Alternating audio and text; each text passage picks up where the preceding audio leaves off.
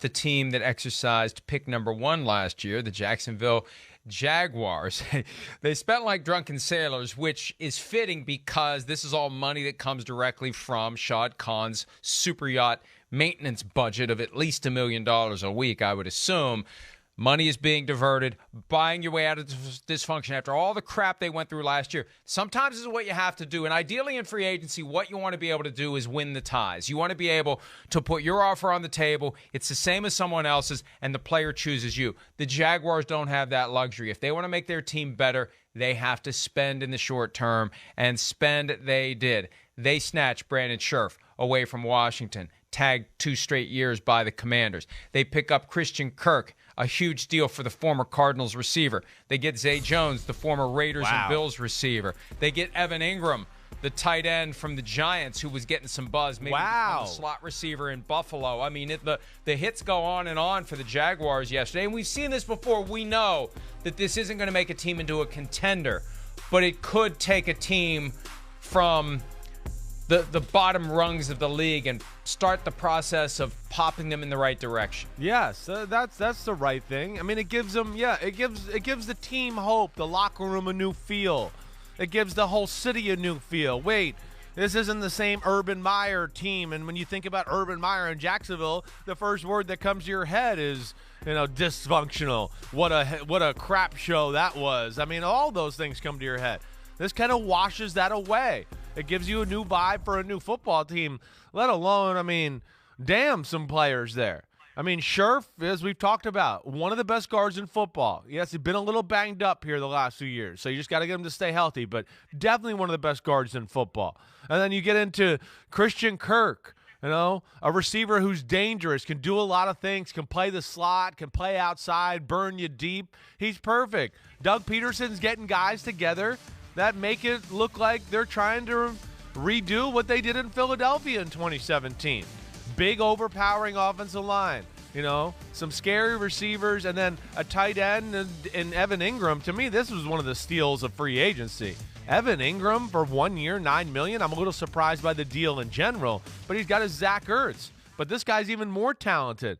Yes, I think he was on a lot of people's radar because there's not many people on planet Earth like Evan Engram that are built the way he is and can run the way he is. He's got a little bit of a bad rep in the New York area because he drops some big passes. But wow, and then you talk about what they did on the defensive side. I mean, Jacksonville won the first day of free agency, and it wasn't just stupid spending, just to go like, we're going to get the stars of the stars and just throw out money to do it that way. It made sense to me. It made sense for how they want to play and what they need for their new coaching staff. The fact that Evan Engram signed a 1-year, $9 million deal so early into the process, or agreed to terms to sign as of Wednesday at 4 p.m. Eastern, got to get the nomenclature right. That tells me, now obviously we know that tampering happens. He knew what the long-term offers were, and he didn't like any of them, so he decided, I'll take $9 million for a year, try to have the kind of season that puts me in position next year to break the bank. You usually see guys do that later in the process, but Engram exhausted the market on long-term deals and knew his best play was a 1-year deal, and he apparently thinks they're going to have something special in Jacksonville, special enough for him in his connection with Trevor Lawrence to have the kind of season that will make him very attractive next year in free agency. He's making that bet, and my guess is other teams are willing to do that 1-year deal. He goes to Jacksonville, and maybe it's as simple as Jacksonville kicked in a little bit more than someone else would. I bet you still, it is. Right. He's consciously doing the 1 year and then the hope to get back next year and get more than 1 year and get a lot more than $9 million. Yeah, and has a chance to. I think Evan Engram has superstar potential. He does. He had some big drops up here in the New York area, and it led to just a bad perception and aura around him. This gives him a fresh start. And like you said, it gives Trevor Lawrence a fresh start. I mean, what they did here. It gives him a fighting chance.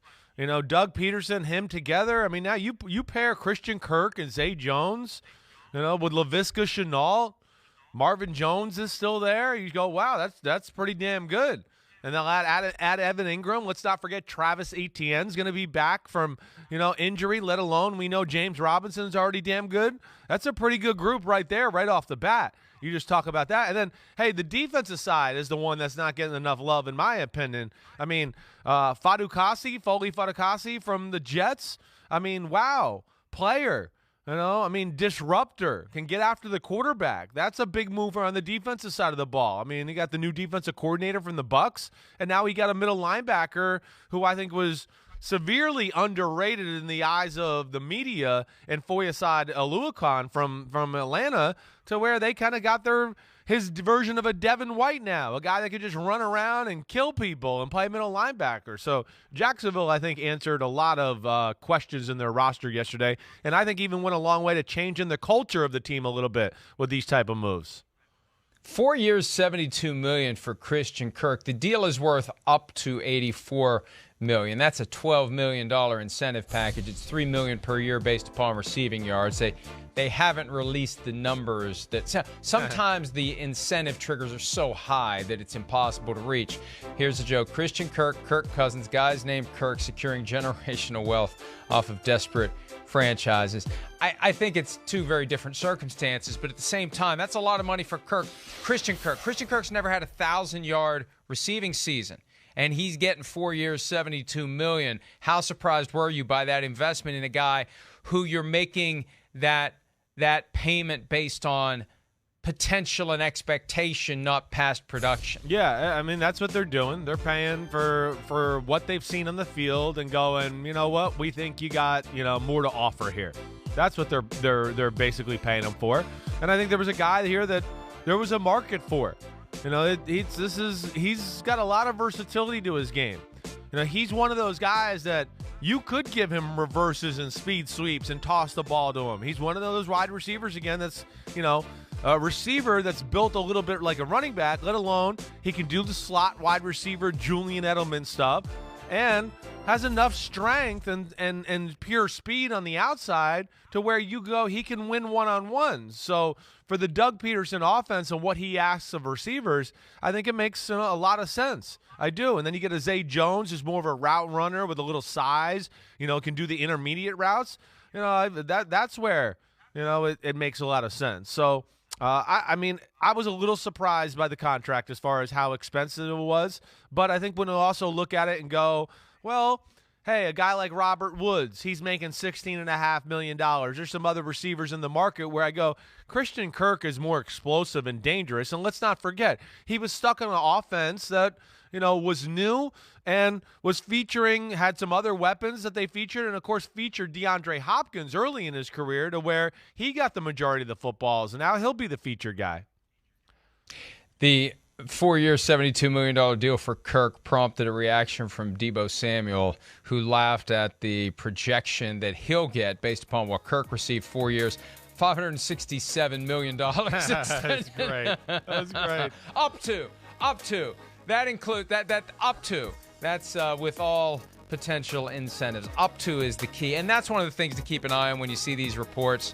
Up to means the guy's never going to make that much. You can put whatever you want in the back end of up to. There's incentives in there. Sometimes they require the guy to be the Super Bowl MVP every single year. I mean, it's ridiculous, some of the clauses that are in there to get the up to amount of a contract.